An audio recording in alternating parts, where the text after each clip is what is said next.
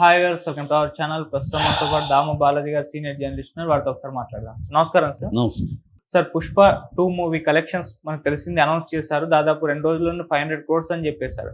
అయితే ఈ కలెక్షన్స్ పైన ఇప్పుడు నెగిటివిటీ మొత్తం నెగిటివ్ కామెంట్స్ వస్తున్నాయి సార్. ఇంత కలెక్షన్స్ ఉండవు, థియేటర్లన్నీ కూడా ఖాళీగా ఉన్నాయి, ఎలా ఇంత కలెక్ట్ చేస్తుందని చెప్పేసి విమర్శలు అయితే చేస్తున్నారు సార్. కింద కామెంట్స్ కూడా పెడుతున్నారు. మరి నిజంగా పుష్ప 2 ఇంత కలెక్ట్ చేసిందా? ఇన్ని వస్తున్న నెగిటివ్ కామెంట్స్ పైన మీ ఒపీనియన్? పుష్ప చుట్టూ రాజకీయంగా చీలిపోయారు కాబట్టి ఇటు వైసీపీ వాళ్ళేమో దీన్ని పెద్ద ఎత్తున ప్రమోట్ చేయడానికి మెయిన్ స్ట్రీమ్ సాక్షి ఛానల్ దగ్గర నుంచి అందరూ కూడా ట్రై చేస్తున్నారు.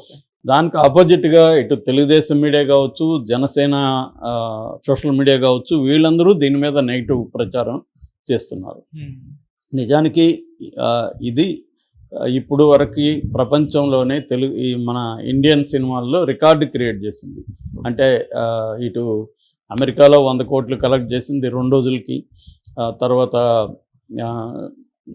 హిందీలో థర్స్డే 72 crores థర్స్డే కలెక్ట్ చేసింది.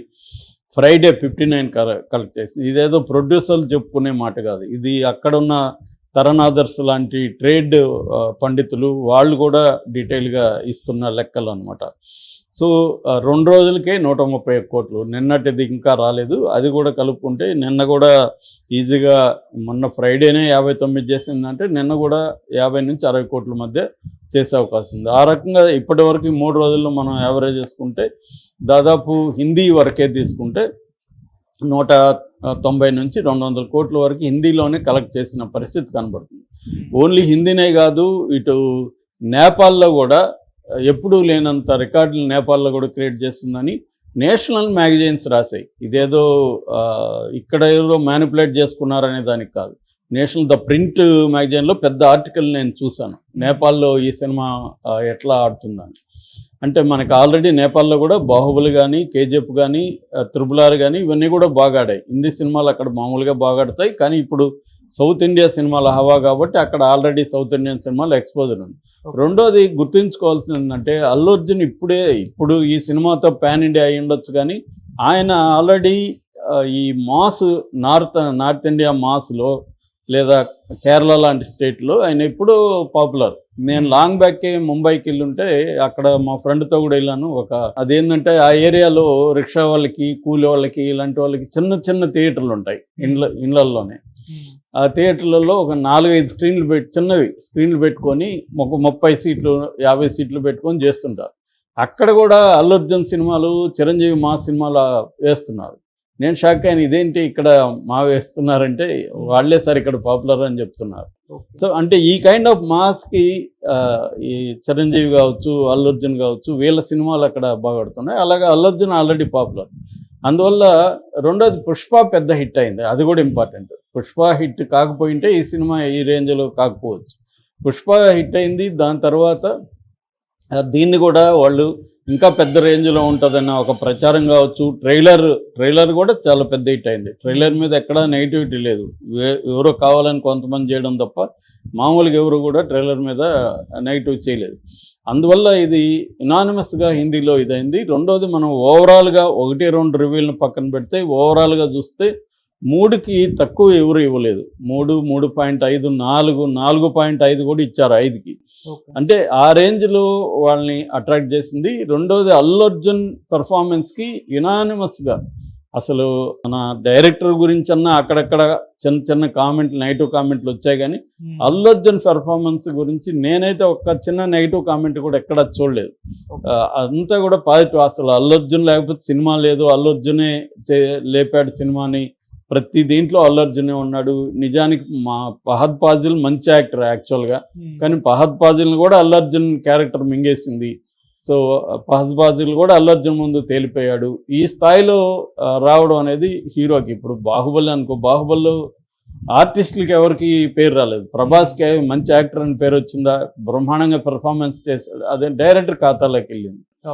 RRRలో కొంతవరకు జూనియర్ ఎన్టీఆర్ పేరు వచ్చింది, అక్కడ కూడా మేజర్గా రాజమౌళికే పేరు వచ్చింది.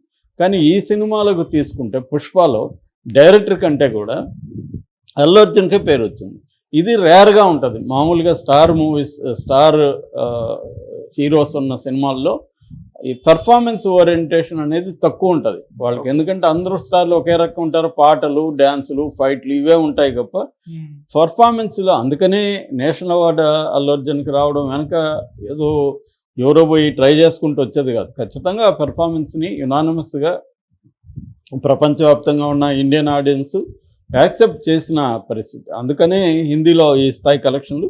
అయితే తమిళ్లో ఈ సినిమా కొన్ని రికార్డులు క్రియేట్ చేసింది. అదేంటంటే ఇప్పటి వరకు తెలుగు డబ్బింగ్ సినిమా కలెక్ట్ చేయనంతగా తమిళ్లో చేసింది. ఫస్ట్ రోజు 11 కోట్లు, సెకండ్ డే 8 కోట్లు, 19 కోట్లు 2 రోజులకి తమిళ్లో చేయడం అనేది ఈవెన్ కంగువకు కూడా రాలేదు. కంగువలో అంత పెద్ద బడ్జెట్ సినిమా దానికి కూడా రాలేదు.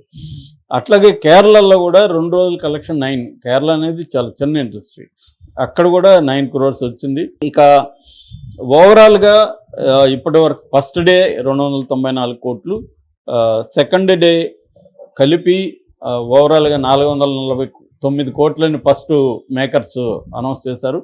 బట్ నిన్న ఫంక్షన్ జరుగుతున్నప్పుడు ఆయన రవిశంకర్ యలమంచిల్ గారు నాకు మెసేజ్లు వస్తున్నాయి డిస్ట్రిబ్యూటర్ నుంచి, ఇప్పుడు మొత్తం కలెక్షన్ వచ్చింది, ఇప్పుడు 500 దాటింది అనేది ఆయన అనౌన్స్ చేశారు. అంటే 2 రోజులకి 500 కోట్లు అయితే కలెక్ట్ చేసింది. ఇవి ఈరోజు కలిపి 600 అయితే ఈజీగా దాటేస్తుంది. ఎందుకంటే సండే కాబట్టి, హాలిడే కాబట్టి ఈరోజు ఇంకా ఎక్కువ ఇది చేసేవాళ్ళు ఉన్నారు. నేను మామూలుగా మనకి బుక్ మై షోలో ఇక్కడంతా కూడా గంటకి 3,42,000 టికెట్లు అమ్ముడైనాయని అక్కడ ఇందాకే చూసాను నేను. సో ఒక గంటలో ఎంత జరిగిందని అది ట్రెండింగ్లో ఉంది దీంట్లో కూడా.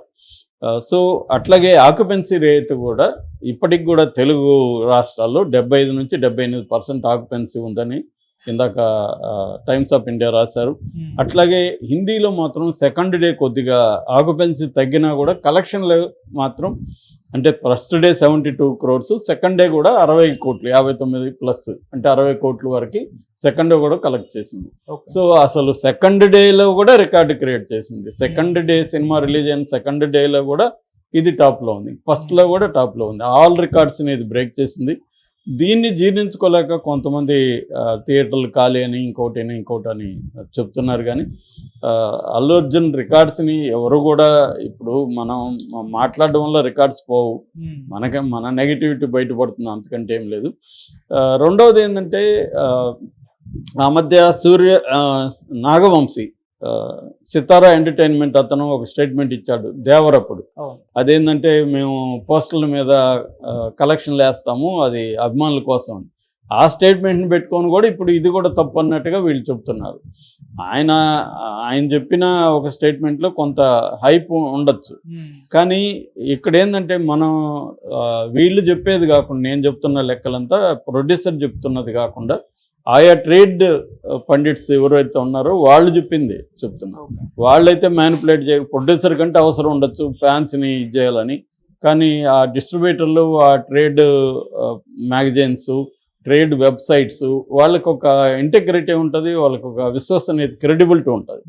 సో వాళ్ళు అబద్ధాలు చెప్పడం వల్ల ఆ క్రెడిబిలిటీ పోతుంది.